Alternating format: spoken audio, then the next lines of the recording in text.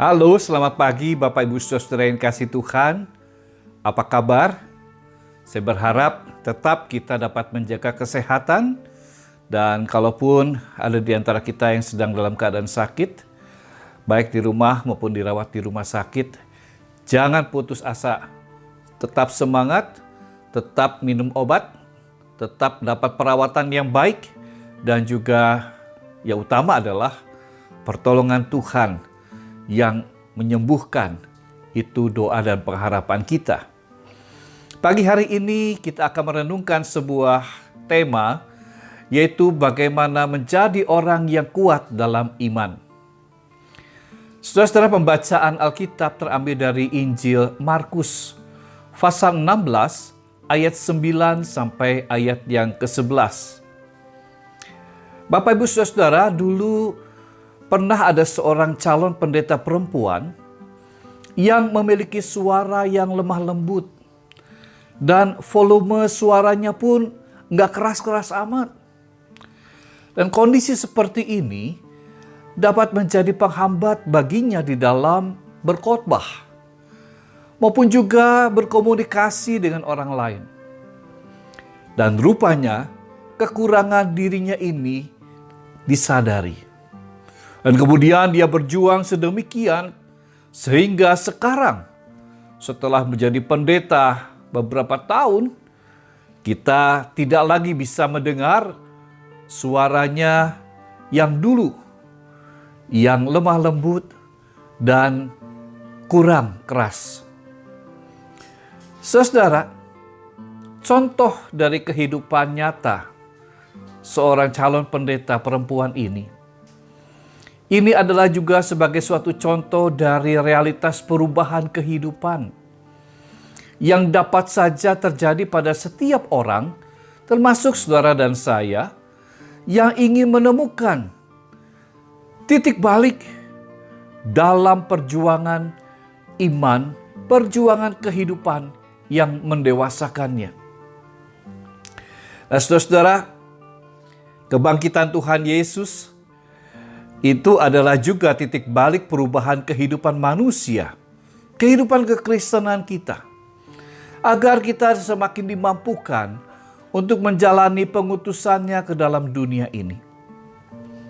Penampakan Tuhan Yesus Kristus yang bangkit pertama kali setelah kebangkitannya adalah kepada Maria Magdalena.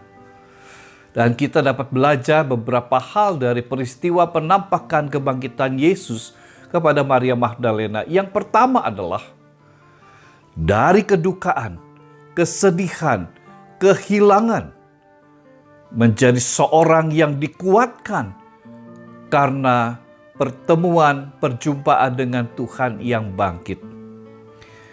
Saudara, Yesus pernah menolong Maria Magdalena mengusir 7 roh jahat, 7 kuasa jahat yang membuat hidupnya menjadi kacau balau, ancur-ancuran. Tetapi setelah dia menjadi pengikut Kristus, hidupnya mengalami pendamaian. Pada waktu Yesus mati disalib dan dikubur, sangat kehilangan. Maria sangat sedih. Tetapi mungkin juga ia takut hidupnya mungkin akan kembali lagi pada masa lalu. Hidup yang kacau, hidup yang tidak punya damai sejahtera.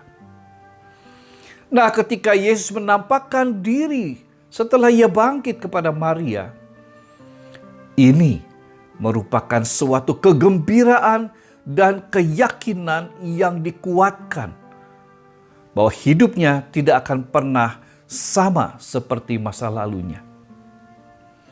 Tidak akan kembali lagi seperti Maria yang dulu.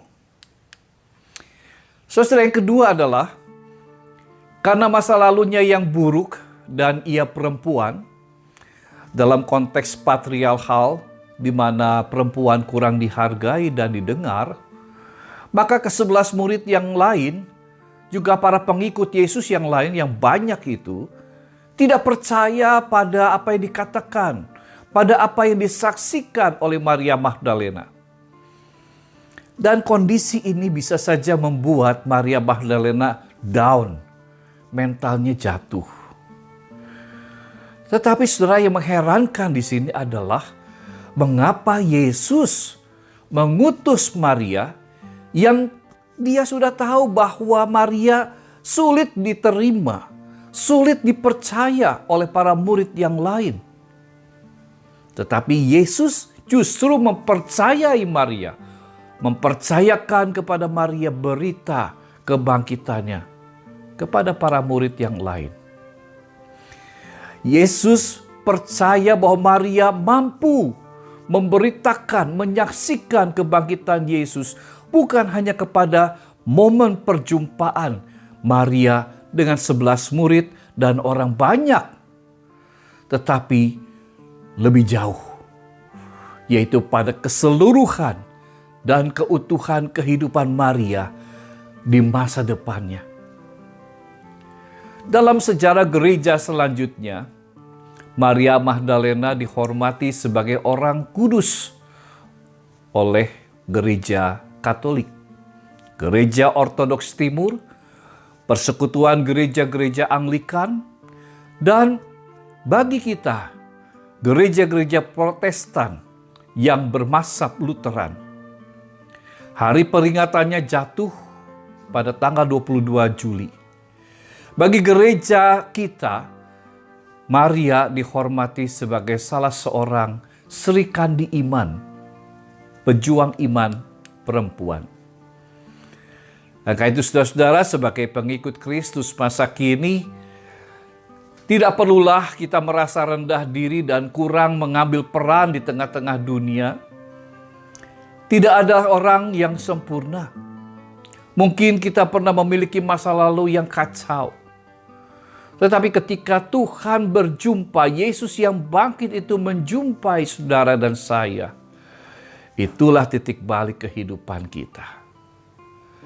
Yesus mempercayakan kepada kita berita kebangkitannya, bahwa dia hidup, sungguh dia hidup. Dan biarlah dunia bersorak dan bergembira menyambut berita kebangkitan Yesus ini, berita sukacita ini, dan hidup di dalam damai sejahteranya.